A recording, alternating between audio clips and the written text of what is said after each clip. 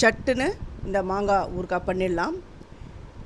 இது வந்து ஆனால் ஒன்ஸ் நீங்கள் இதை செஞ்சு வச்சிட்டிங்கன்னா 2 வருஷம் கூட இதை வைக்கலாம். ஆனால் இது செய்யறதுக்கு வந்து 3 நிமிஷம்தான் ஆகும். நான் பச்சை மாங்காய் எடுத்திருக்கேன், அதை நல்லா வாஷ் பண்ணிவிட்டு ஈரம் இல்லாமல் தொடச்சிக்கணும். இது வந்து இந்த கல்யாண பந்தியெலாம் பரிமாறுவாங்க பாருங்கள், அந்த மாங்காய்.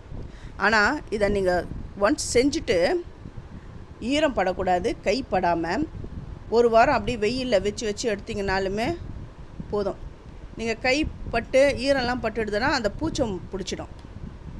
இதை நீங்கள் வந்து உடனே இன்றைக்கே இது வந்து எங்களுக்கு காலி ஆகிடும் அப்படின்றவங்க உப்பு வந்து பார்த்து போட்டுக்கோங்க. இல்லை நான் 2 வருஷம் வேணும், நான் 2 வருஷம் வச்சுக்க போகிறேன் அப்படின்றவங்க இதோ இந்த மாதிரி செஞ்சு வச்சுக்கோங்க. ஆனால் டெய்லி யூஸ் பண்ணலாம். என்னென்னா கைப்படக்கூடாது, ஈரம் இருக்கிற கரண்டி அதெல்லாம் யூஸ் பண்ணக்கூடாது. சும்மா வெயிலில் வந்து 1 வாரம் அப்படியே வச்சு எடுத்துக்கோங்க. 2 வருஷம் ஆனாலும் அப்படியே இருக்கும். இதோடைய கிளியர் டீட்டெயில் வேணும் அப்படின்றவங்க என்னுடைய சேது சித்ரா கிச்சனில் போய்ட்டு பாருங்கள், நான் வீடியோ போட்டிருக்கேன். அதுவும் இல்லாமல் ஃபஸ்ட்டு என்னோடய வீடியோவை பார்க்குறவங்க சப்ஸ்கிரைப் பண்ணலைன்னா சப்ஸ்கிரைப் பண்ணுங்கள், ஆல் என்ற ஆப்ஷனை தொடுங்க. அப்போ தான் நான் போடுற ஒரு வீடியோவுடைய நோட்டிஃபிகேஷனை உங்களுக்கு காட்டும். உங்களுக்கும் யூஸ்ஃபுல்லாக இருக்கும். உங்களுக்கு பிடிச்சிருந்தா உங்கள் ஃப்ரெண்ட்ஸுக்கும் நீங்கள் ஷேர் பண்ணி விடுங்க, அவங்களுக்கும் யூஸ்ஃபுல்லாக இருக்கட்டும். இது வந்து ரொம்ப சிம்பிளான மெத்தட், சட்டுன்னு பண்ணிடலாம்.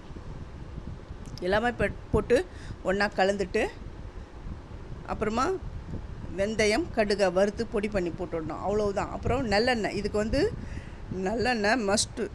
நல்லெண்ணெயை நல்லா காய்ச்சிட்டு இதில் விடணும். அப்படி விடும்பொழுது ஒரு சவுண்டு, அந்த பொரியிற சவுண்டு கேட்கணும்.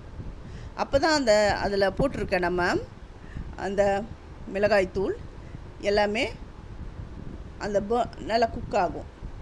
இந்த மாதிரி ஒரு தடவை செஞ்சு பாருங்கள், ரொம்ப ரிஸ்கே இல்லை. சட்டுன்னு இதை செஞ்சலாம் பாருங்கள். 24 hours இது அப்படியே வச்சுட்டு எடுத்து பார்க்குறேன் எப்படி இருக்குது பாருங்கள். நல்லா சூப்பராக இருக்குது பாருங்கள்.